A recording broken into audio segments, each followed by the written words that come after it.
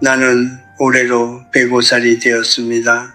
두 번의 전쟁을 겪었고 굶주림이 무엇인지 알았으며 사랑하는 사람들이 하나둘 먼저 떠나는 것을 지켜보았습니다. 나는 이 나라가 폐허 속에서 일어서는 것을 보았고 그 위에서 자식을 키운 수많은 부모들의 삶을 가까이에서 목격했습니다. 그러나 105년을 살면서 나를 가장 오래 가장 깊이 아프게 한 장면은 전쟁터의 포화가 아니었습니다. 그것은 식탁 앞이었습니다. 어머니가 평생 자신의 것을 내어주며 키운 자식이 그 어머니에게 한숨을 내쉬는 장면, 아버지가 허리가 굽도록 일해 마련한 집에서 그 아버지의 말이 공기처럼 흘러가는 장면, 사랑을 다 쏟아낸 부모가 어느 날 조용히 깨닫는 것입니다. 내가 이 아이에게 가볍게 여겨지고 있구나. 이것은 특별한 가정의 이야기가 아닙니다. 내가 수십 년간 학생들을 가르치고 그들이 부모가 되고 또 그 자식들이 장성하는 것을 지켜보면서 반복적으로 마주친 이야기입니다. 오늘 우리가 이야기할 주제가 바로 이것입니다. 왜 어떤 부모는 평생을 헌신했음에도 자녀에게 존중받지 못하는가? 그리고 그 상황에서 부모는 어떻게 해야 하는가? 많은 분들이 지금 이 순간에도 마음속으로 자책하고 있을 것입니다. 내가 더 잘해줬어야 했나? 내가 어디서 잘못된 건가? 그러나 오늘 내가 전하고자 하는 것은 죄책감이 아닙니다. 오늘의 이야기는 각성에 관한 것입니다. 여기서 한 가지 역설을 먼저 말씀드리겠습니다. 한계 없이 내어줄수록 사랑은 덜 보인다. 이것이 냉정하게 들릴 수 있다는 것을 압니다. 하지만 105년의 세월이 내게 가르쳐준 진실 중 하나입니다. 인간은 심지어 우리가 가장 사랑하는 자녀조차도 경계가 없는 곳에서는 그것을 사랑으로 인식하지 못합니다. 그들은 그것을 당연한 풍경으로 받아들입니다. 공기처럼 늘 그 자리에 있었으니까요. 부모의 희생이 보이지 않는 것이 되는 순간 자녀의 무례는 시작됩니다. 갑자기가 아닙니다. 천천히 아무도 모르게 그 경계가 지워지는 것입니다. 그렇다면 우리는 어떻게 해야 합니까? 더 많이 참아야 합니까? 더 조용히 눈물을 삼켜야 합니까? 아니면 분노해야 합니까? 나의 대답은 셋 다 아닙니다. 오늘 나는 여러분께 다른 길을 보여드리려 합니다. 화내지 않으면서도 흔들리지 않는 방법, 자녀를 미워하지 않으면서도 스스로를 지키는 방법, 그리고 단 한마디로 관계의 질서를 되찾는 방법. 이것은 이론이 아닙니다. 105년을 살며 수없이 많은 가정을 지켜본 한 노인이 마지막으로 드리는 진심입니다. 끝까지 함께 주십시오. 내가 젊은 시절, 그러니까 아직 30이 채 되지 않았을 때의 이야기입니다. 나에게 한 선배가 있었습니다. 그는 나보다 10살이 많았고 내가 가장 존경하던 사람 중 하나였습니다. 학식이 깊었고 마음이 따뜻했으며 무엇보다 자식에 대한 사랑이 남달랐습니다. 그는 늘 말했습니다. 자식한테만큼은 아무것도 아끼지 않겠다고. 그는 그 말을 지켰습니다. 아이가 원하는 것은 무엇이든 들어주었고 아이가 실수해도 꾸짖지 않았으며 아이가 무례하게 굴어도 어리니까 라는 말로 덮었습니다. 그의 아내도 마찬가지였습니다. 두 사람은 자식을 위해 자신들의 모든 것을 내려놓았습니다. 나는 그 아이가 자라는 것을 지켜보았습니다. 처음에는 그저 버릇없는 아이였습니다. 그런데 10살이 되자 부모의 말을 우습게 여겼고 20살이 되자 부모의 존재 자체를 부담으로 여겼습니다. 그리고 30이 넘었을 때 그 아이는 어머니의 생신을 잊었습니다. 아버지의 병원비를 내가 왜 내야 하느냐며 돌아섰습니다. 나의 선배는 말년에 내게 이렇게 말했습니다. 나는 사랑으로 키운 줄 알았는데 알고 보니 내가 아이를 망친 것이었네. 그 말이 지금도 귓가에 맴돕니다. 여러분, 우리는 흔히 사랑과 희생을 같은 것으로 여깁니다. 더 많이 참을수록, 더 많이 내어줄수록 더 좋은 부모라고 생각합니다. 그러나 나는 묻고 싶습니다. 과연 그것이 사랑입니까? 아니면 사랑이라는 이름으로 포장된 두려움입니까? 많은 부모들이 자녀에게 경계를 긋지 못하는 이유는 사랑이 넘쳐서가 아닙니다. 두려움 때문입니다. 자식이 나를 떠날까봐, 자식이 나를 싫어할까봐, 자식과의 관계가 멀어질까봐, 그 두려움이 부모를 끝없이 양보하게 만들고, 끝없이 참게 만들고, 끝없이 자신을 낮추게 만듭니다. 그러나 역설적이게도 그 두려움이 불러오는 결과는 정반대입니다.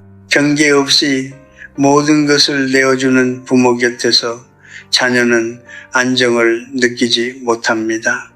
오히려 불안해집니다. 아이는 본능적으로 알기 때문입니다. 이 관계에는 아무런 질서가 없다는 것을, 그리고 질서가 없는 곳에서 아이는 스스로 권력을 채우기 시작합니다. 부모 위에 서려 하고 부모의 말을 무시하려 하고 결국 부모를 자신의 필요에 따라 다루려 합니다. 이것은 나쁜 아이이기 때문이 아닙니다. 질서가 없는 사랑이 아이를 그 자리로 밀어넣은 것입니다. 내가 수십 년간 교단에 서면서 배운 것이 있습니다.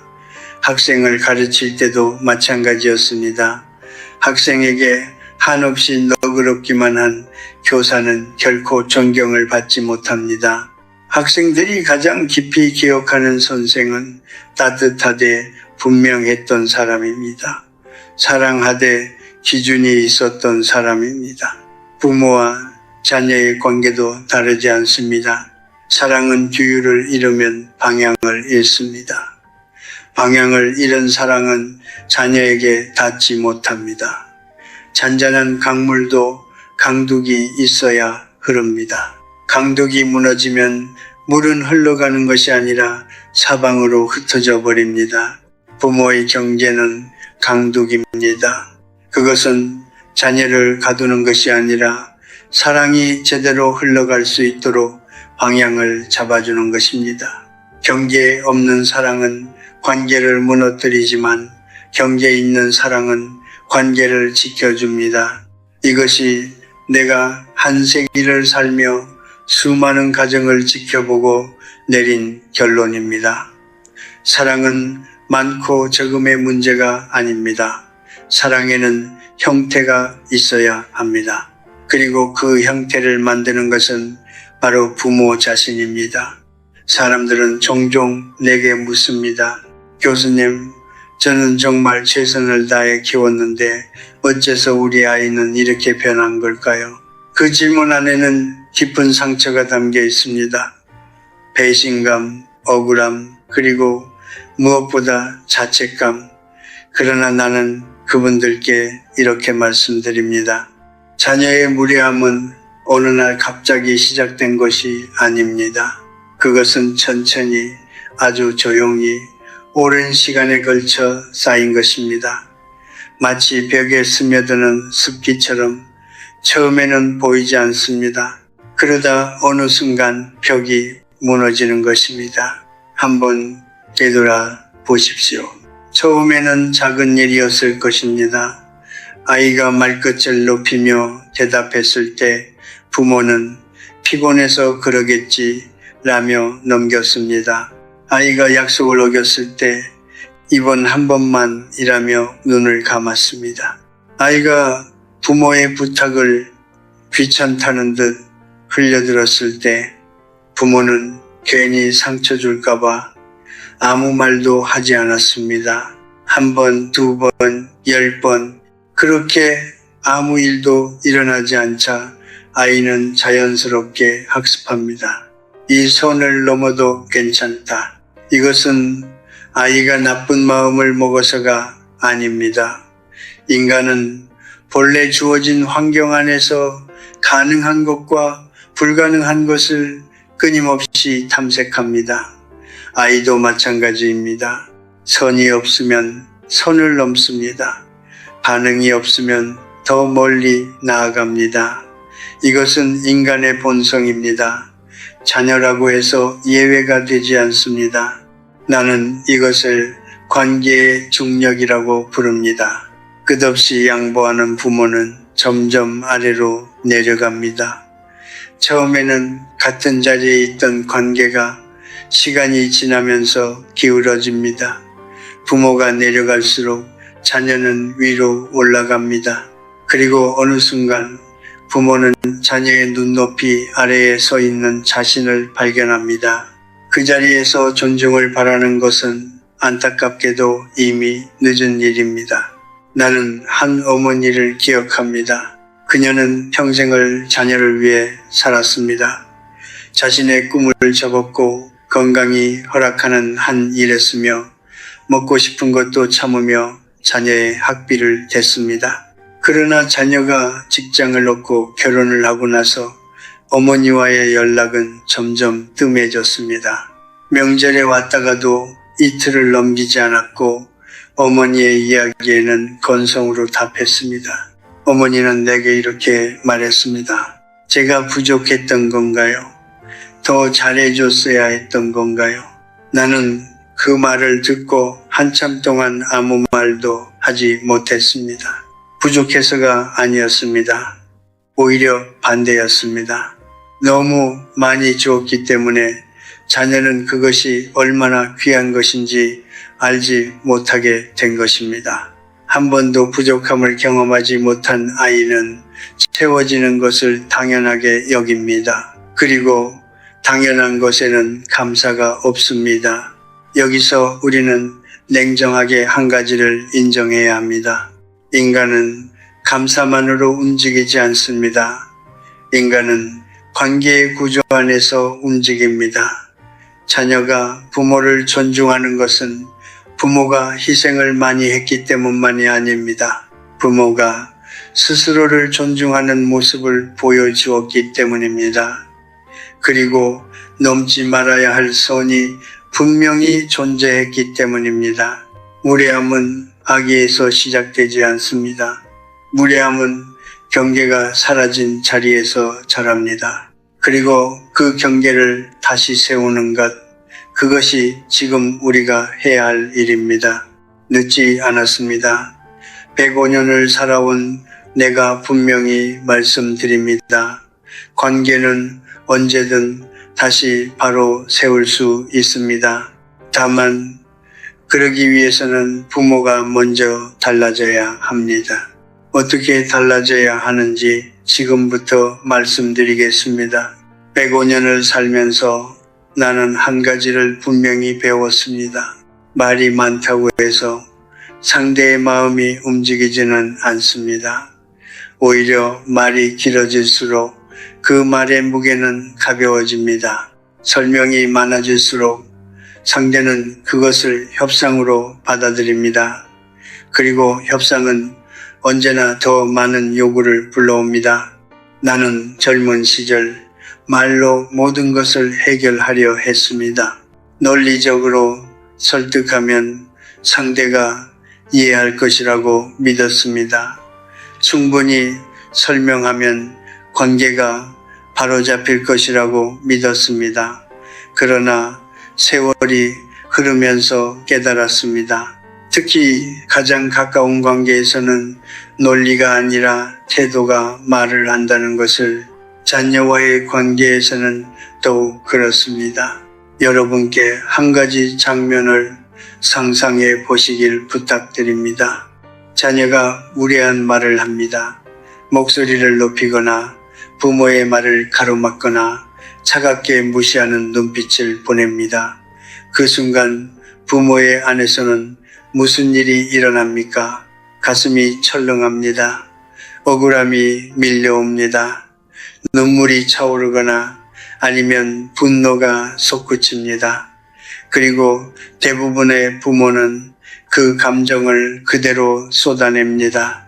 내가 너를 어떻게 키웠는데 너는 왜 맨날 그 모양이니?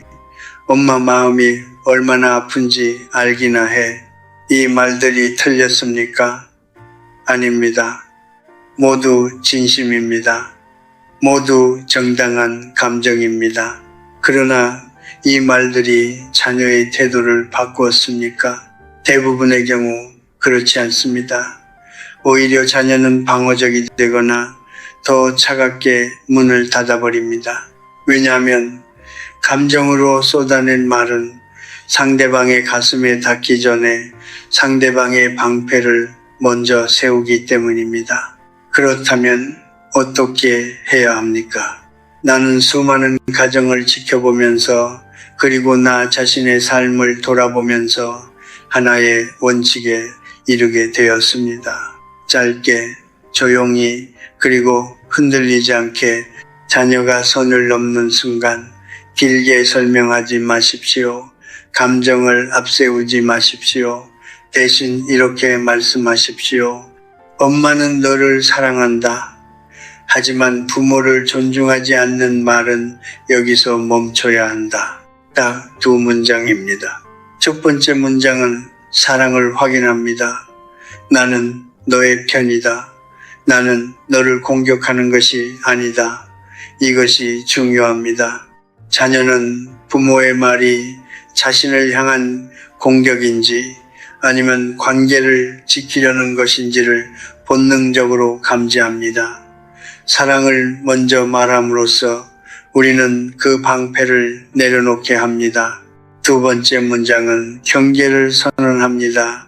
설명하지 않습니다. 사과하지 않습니다. 협상하지 않습니다.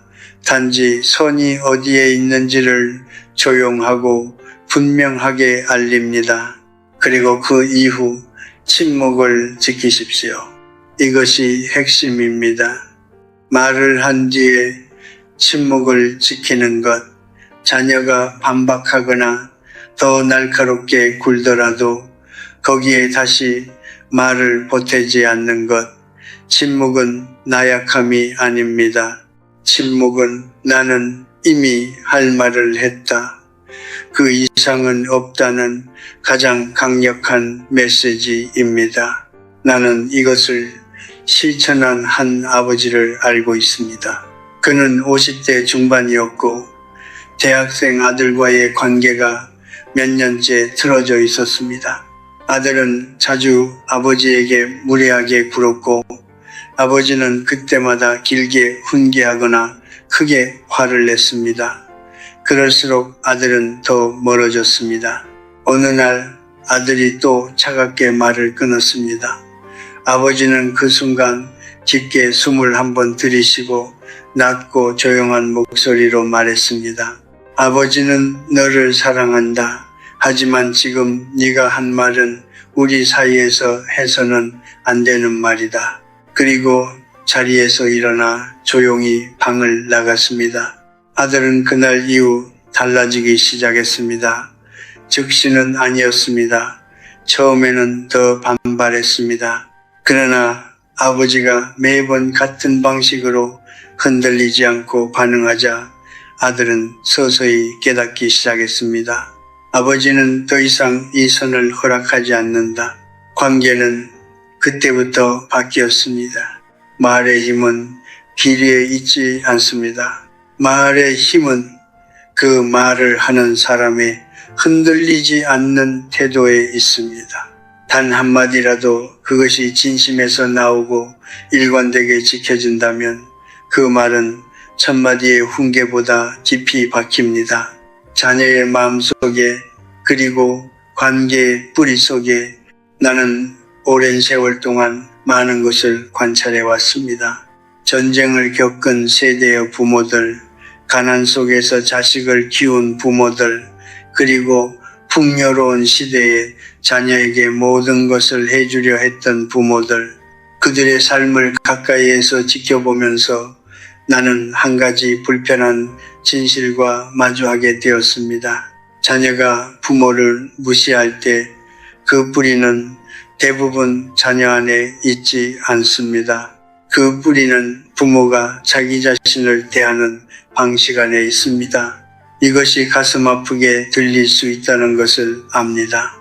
그러나 105년을 살아온 내가 여러분께 드릴 수 있는 가장 정직한 말입니다.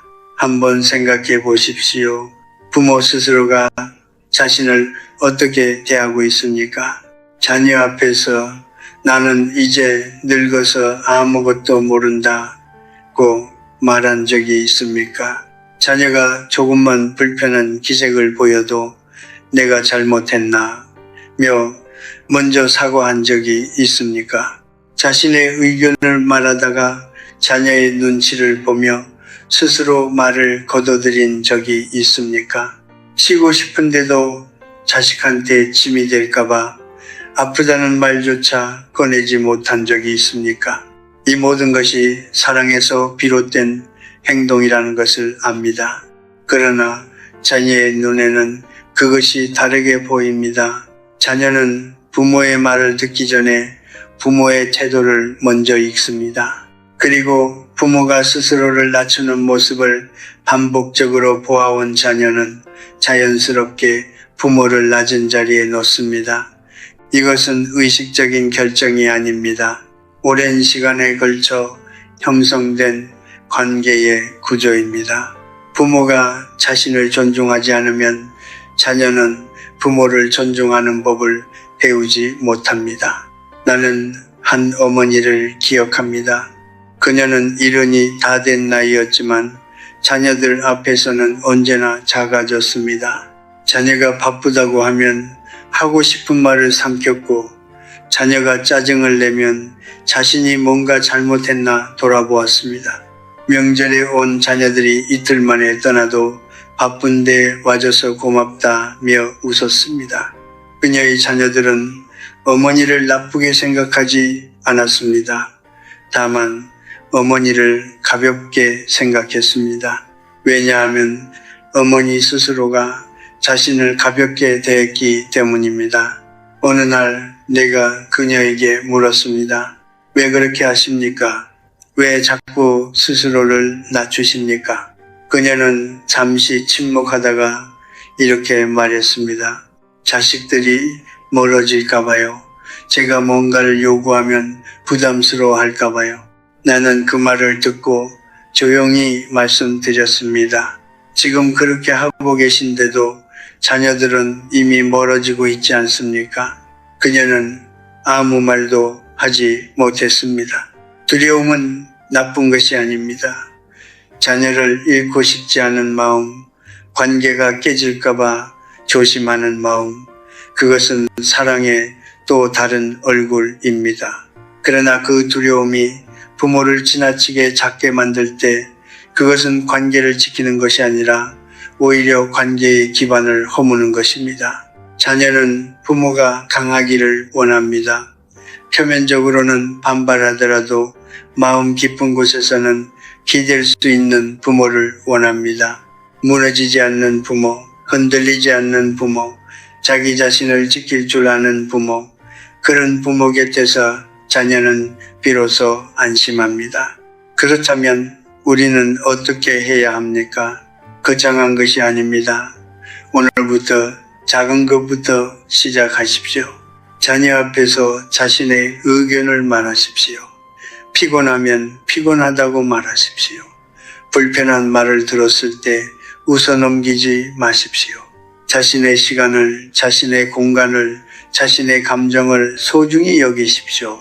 이것이 이기적인 것이 아닙니다. 자신을 존중하는 부모의 모습이 자녀에게 존중이 무엇인지를 가르치는 가장 강력한 교육입니다. 말로 가르치는 것은 귀를 통해 들어옵니다.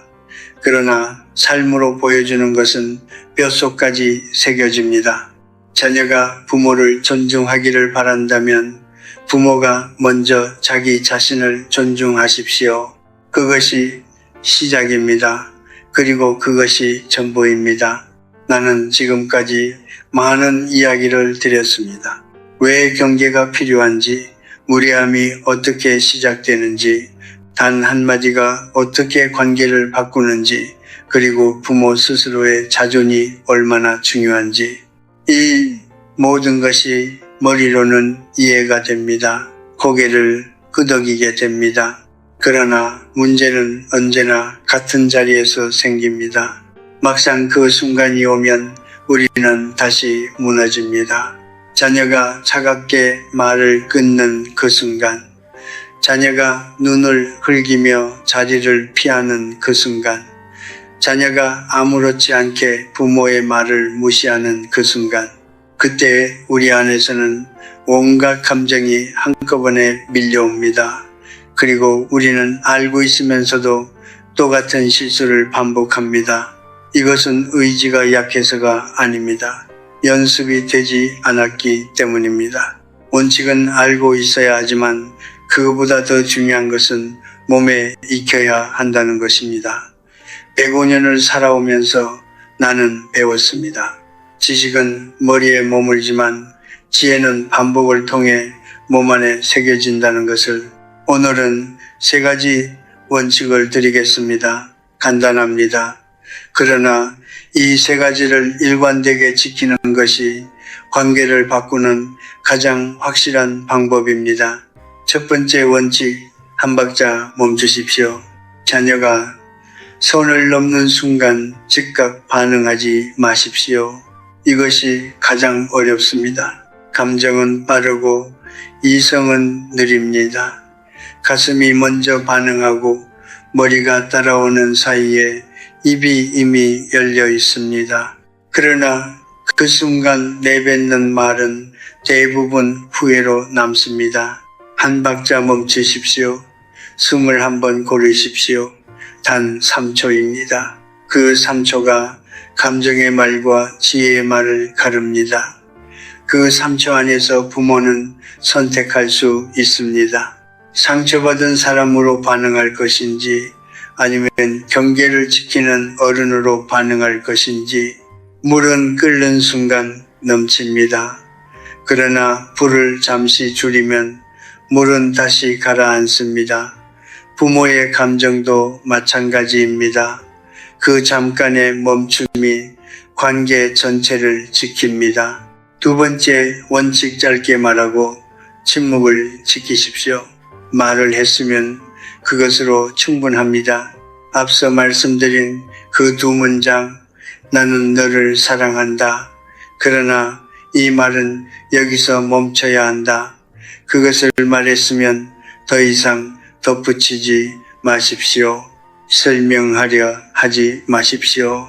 이해시키려 하지 마십시오. 자녀가 반박하더라도 거기에 다시 말을 얹지 마십시오. 많은 부모들이 이 자리에서 무너집니다. 자녀가 왜요? 제가 뭘 잘못했는데요? 라고 나오면 부모는 다시 설명을 시작합니다. 설명은 논쟁이 되고 논쟁은 감정 싸움이 됩니다. 그리고 결국 처음보다 더 상처를 입고 끝납니다. 침묵은 패배가 아닙니다. 침묵은 나는 이미 내가 할 말을 했고 그 말은 변하지 않는다는 선언입니다.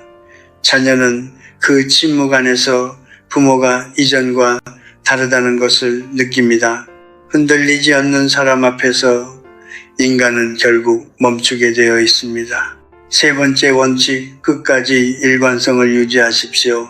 이것이 가장 중요합니다.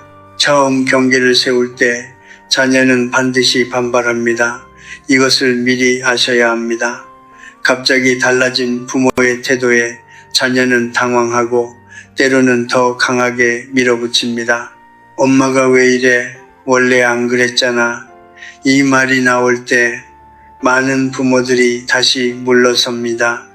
그래, 내가 너무 심했나 하고. 그러나 이 순간이 가장 중요한 순간입니다. 방파제를 생각해 보십시오. 파도는 처음에 더 세게 칩니다. 그러나 방파제가 무너지지 않으면 파도는 결국 스스로 잦아듭니다. 부모의 일관성이 바로 그 방파제입니다.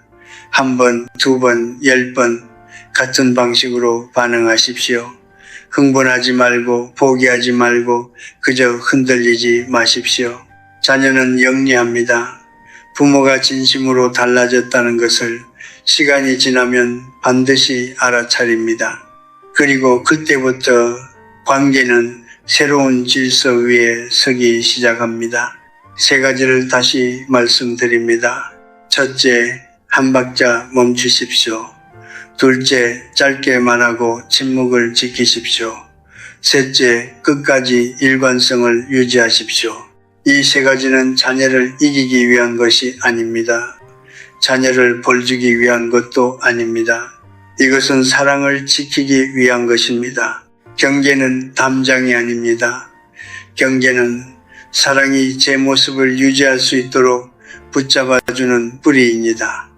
그 뿌리가 깊을수록 관계라는 나무는 더 높이 자랍니다. 부모가 흔들리지 않을 때 자녀는 비로소 부모에게 기댈 수 있다는 것을 배웁니다. 나는 이제 105살입니다. 아침에 눈을 뜰 때마다 오늘 하루가 선물이라는 것을 압니다. 젊었을 때는 시간이 무한한 것처럼 느껴졌습니다. 내일이 언제나 있을 것 같았습니다. 그러나 이 나이가 되면 하루하루가 얼마나 귀한 것인지를 온몸으로 압니다. 그리고 그 귀한 하루하루를 되돌아보면서 나는 한 가지를 분명히 알게 되었습니다. 인생에서 가장 오래 남는 것은 성취가 아닙니다. 관계입니다. 어떤 집을 가졌는지, 어떤 직위에 올랐는지, 얼마나 많은 것을 이루었는지 그것들은 시간이 지나면 희미해집니다. 그러나 누군가와 나눈 따뜻한 시간, 서로를 존중하며 쌓아온 관계의 깊이, 그것은 마지막까지 남습니다. 그렇기 때문에 나는 오늘 이 이야기를 드린 것입니다. 부모와 자녀의 관계는 세상에서 가장 깊은 관계입니다. 그러나 깊다는 것이 곧 아프지 않다는 뜻은 아닙니다. 오히려 깊기 때문에 더 아픕니다. 가장 가까운 사람에게 받은 상처가 가장 오래 남는 법입니다. 오늘 이 이야기를 들으시면서 마음이 무거워진 분들이 계실 것입니다. 지나온 세월을 떠올리며 후회하신 분들도 계실 것입니다. 혹은 지금 이 순간에도 자녀와의 관계로 깊은 밤 잠 못 이루시는 분들도 계실 것입니다. 그 마음이 느껴집니다. 그러나 오늘 내가 드리고 싶은 마지막 말은 이것입니다. 지나간 것은 바꿀 수 없습니다. 그러나 오늘부터는 달라질 수 있습니다.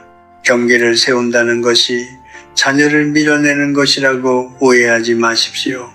진정한 경계는 자녀를 멀리하기 위한 것이 아닙니다. 오히려 관계를 더 오래, 더 건강하게 유지하기 위한 것입니다. 뿌리 깊은 나무가 폭풍에도 쓰러지지 않듯이 경계 위에 세워진 관계는 세월이 흘러도 흔들리지 않습니다. 나는 오래 살면서 많은 가정을 지켜보았습니다. 끝까지 아름다운 관계를 유지한 부모와 자녀들에게는 공통점이 있었습니다. 서로를 필요 이상으로 주참하지 않았습니다. 서로의 경계를 존중했습니다. 그리고 무엇보다 부모가 자기 자신을 존중했습니다. 늙어서도 당당했고 약해져도 품위가 있었습니다. 그런 부모 곁에서 자녀들은 자연스럽게 고개를 숙였습니다. 강요해서가 아니었습니다. 그 부모의 삶 자체가 존경받을 이유였기 때문입니다. 여러분께 한 가지만 부탁드립니다. 오늘부터 자기 자신에게 조금 더 친절하십시오. 자녀를 위해 살아온 세월만큼 이제는 자기 자신을 위해 사십시오. 좋아하는 것을 하십시오. 아침에 천천히 걸으십시오. 좋은 사람들과 따뜻한 밥을 드십시오. 자신의 감정을 귀하게 여기십시오. 그리고 누군가 그 감정을 함부로 대할 때 조용하고 단호하게 지키십시오. 그것이 이기적인 것이 아닙니다. 자기 자신을 사랑하는 사람만이 타인을 진정으로 사랑할 수 있습니다. 나는 105년을 살았습니다. 전쟁도 겪었고 가난도 겪었고 사랑하는 사람들을 먼저 보내는 아픔도 겪었습니다. 그 모든 것을 지나고 나서 내가 마지막으로 붙잡고 있는 것은 단 하나입니다. 품위 있게 사는 것, 화내지 않되 흔들리지 않는 것, 사랑하되 자신을 잃지 않는 것, 관계 안에서도 자기 자신으로 남아있는 것, 그것이 내가 이 긴 세월 끝에 배운 가장 소중한 지혜입니다. 여러분의 남은 날들이 조용하고 단단하고 아름답기를 바랍니다. 인생은 요란한 축제가 아닙니다.